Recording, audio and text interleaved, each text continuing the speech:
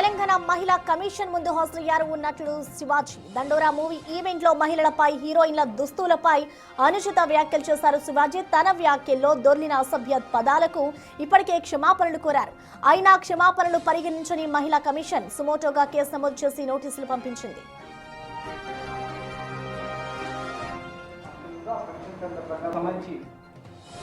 ఇంతకీ వివాదానికి కారణమేంటి? శివాజీ చేసిన వ్యాఖ్యలేంటో ఇప్పుడు చూద్దాం. ఇంకో విషయం చెబుతున్నా, అమ్మాయిలు హీరోయిన్లు ఈ బట్టలు పెడితే వేసుకొని పోతే మనమే దరిద్రం అనుభవించాల్సి వస్తమ్మా. ఏమనుకోవద్దు, హీరోయిన్లు అందరూ మీరు అనుకున్నా నాకు పోయేది లేదు, లాగి పీకుతాం మనం, అది వేరే విషయం. కానీ మీ అందం చీరలోనో, మీ అందం నిండుగా కప్పుకునే బట్టల్లోనే ఉంటుంది తప్పితే సామాను కనపడే దాంట్లో ఏముండదమ్మా. దీనిపై మోర్ డీటెయిల్స్ ని మా ప్రతినిధి సుజాత అందిస్తారు. సుజాత, మనం చూస్తున్నాం ఎటికేలకు నటుడు శివాజీ అయితే ఇటు మహిళా కమిషన్ ముందు హాజరయ్యారు. సో నెక్స్ట్ ఏం జరగబోతుంది అనుకోవచ్చు? ఇక్కడితో ఈ వివాదం సద్దుమణుగుతుంది అనుకోవచ్చా?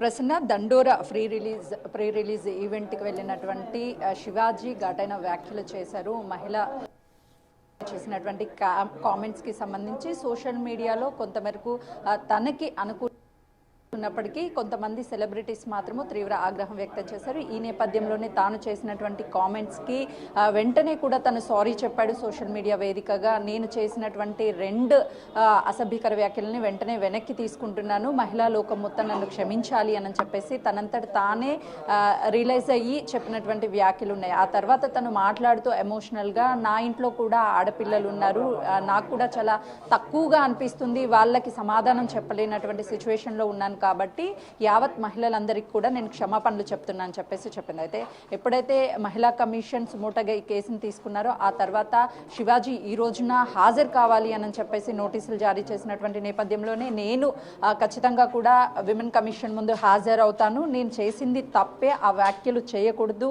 ఆ అన్పార్లమెంటరీ వర్డ్స్ 2 వాడాను, మిగతావన్నిటిని కూడా నేను దాని స్టాండ్ మీద నిల్చొని ఉంటాను అని చెప్పి చెప్తున్నాడు. అయితే ప్రధానంగా దీనికి సంబంధించి 24న దండోరా ప్రెస్ మీట్ ప్రసాద్ ల్యాబ్లో నిర్వహించి ఆ రోజును కూడా క్షమాపణ చెప్పాడు. దీనిపై అనసూయ, చిన్మయ్ లాంటి వారు కూడా స్పందించి తాను చేసినటువంటి వ్యాఖ్యలు పూర్తిగా అసభ్యకర వ్యాఖ్యలు చేశారు అని చెప్పేసి వెంటనే క్షమాపణ చెప్పినప్పటికీ ఇది మేము సహించడం లేదు అని చెప్పేసి వాళ్ళు కూడా రెస్పాండ్ అయ్యారు వెంటనే. ఆ తర్వాత విమెన్ కమిషన్ కూడా తనకి నోటీసులు జారీ చేసింది. అయితే 27న హాజరు కావాలి అని చెప్పినప్పుడు శివాజీ 11 గంటలకి హాజరు కావాల్సి ఉంది, కానీ 10:58 కంటే 2 నిమిషాలు ముందుగానే విమెన్ కమిషన్కి చేరుకున్నాడు.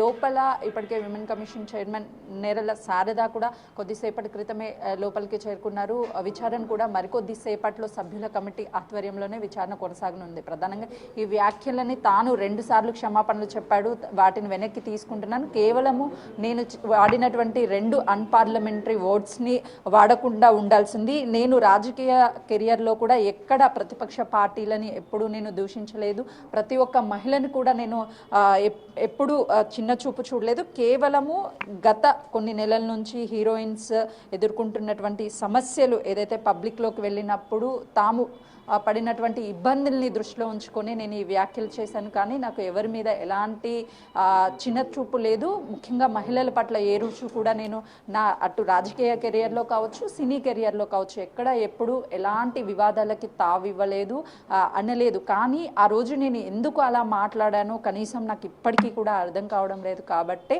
నా అంతటి నేనే క్షమాపణ చెప్తున్నాను. నా ఇంట్లో కూడా మహిళలు ఉన్నారు, నా కుటుంబం బయటికి వెళ్ళినప్పుడు రిలేటివ్స్ కావచ్చు, అదేవిధంగా ఫ్రెండ్స్ ఏంటి నీ భర్త ఇలాంటి వ్యాఖ్యలు చేశారు అని అంటే వాళ్ళు కూడా సమాధానం చెప్పుకోలేరు. అలాగే నా పిల్లల్ని కూడా ఫ్రెండ్స్ మీ నాన్న ఇలా వ్యాఖ్యలు చేశారు అన్నప్పుడు కూడా నాకు చిన్న చూపుగా ఉంటుంది. అంటే ఎవరో ఏదో ప్రశ్నిస్తున్నారని కాదు, నేనే రియలైజ్ అయ్యాను ఇలాంటి వ్యాఖ్యలు చేయకుండా ఉండాల్సింది, కానీ చివరి క్షణంలో ఏమైందో తెలియలేదు, కానీ 2 అన్పార్లమెంటరీ వర్డ్స్ వాడకుండా ఉండాల్సింది. నేను ఎందుకు వాడాను అనేది కూడా నాకు ఇప్పటికీ అర్థం కావడం లేదు అని చెప్పేసి శివాజీ అయితే క్షమాపణలు 2 సార్లు ప్రసాద్ ల్యాబ్లో ప్రెస్ మీట్ పెట్టినప్పుడు కావచ్చు, అదేవిధంగా ఈ వ్యాఖ్యలు ప్రీ రిలీజ్ ఈవెంట్ అయిపోయినాక వ్యాఖ్యలు చేసినటువంటి సమయంలో కావచ్చు, ఈ 2 సార్లు కూడా తనంతట తానే నేను అన్న విషయాలను వెనక్కి తీసుకుంటున్నాను, క్షమించండి అని చెప్పేసి చెప్తున్నారు. కానీ తను చెప్పాలనుకున్న విషయాల నుంచి కొంత మేరకు సోషల్ మీడియా ప్లాట్ఫామ్లలో కూడా కామన్ పబ్లిక్ అయితే మాత్రం శివాజీకి సపోర్ట్గానే తమ కామెంట్స్ని కావచ్చు, అదేవిధంగా తమ వీడియోస్ని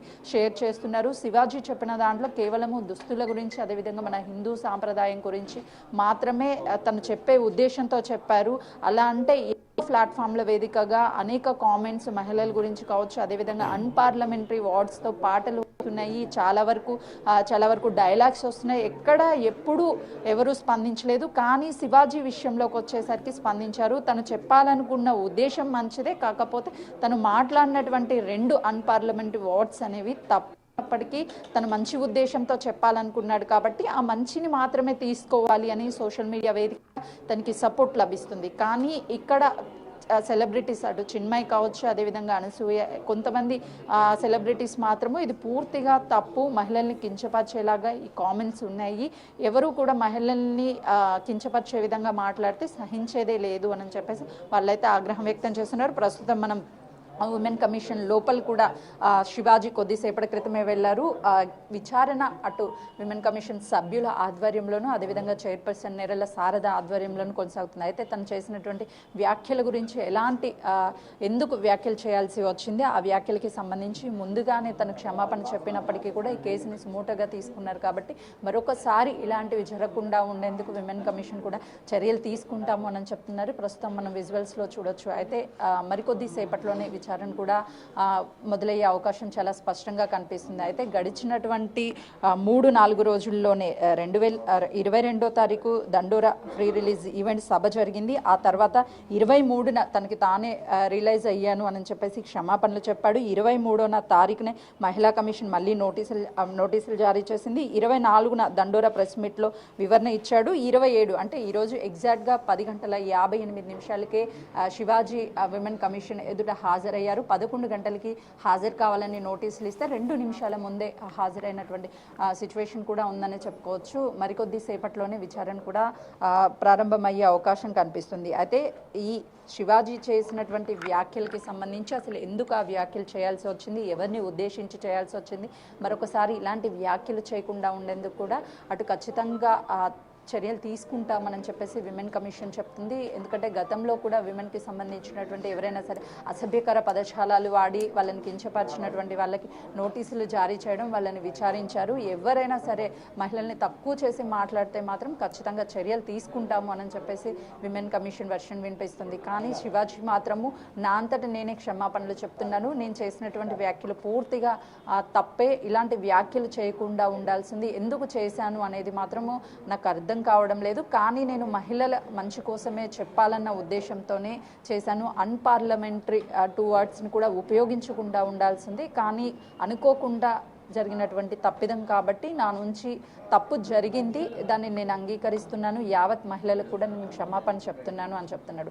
కానీ తాను చేసినటువంటి ఆ మొత్తం ప్రీ రిలీజ్ ఈవెంట్లో మాట్లాడినటువంటి మాటల్లో కేవలము ఆ 2 అన్పార్లమెంటరీ వర్డ్స్ మాత్రమే వెనక్కి తీసుకుంటున్నా, మిగతా ఎక్కడ నేను తక్కువ చేయడం కానీ మహిళల్ని ఎలాంటి విషయాలు నేను చేయలేదు అని చెప్తున్నారు. అయితే విమెన్ కమిషన్ విచారణ అనంతరం కూడా శివాజీ బయటకు వచ్చి మీడియాతో మాట్లాడే అవకాశం అయితే కనిపిస్తుంది. Prasanna. Right Sujatha, thank you.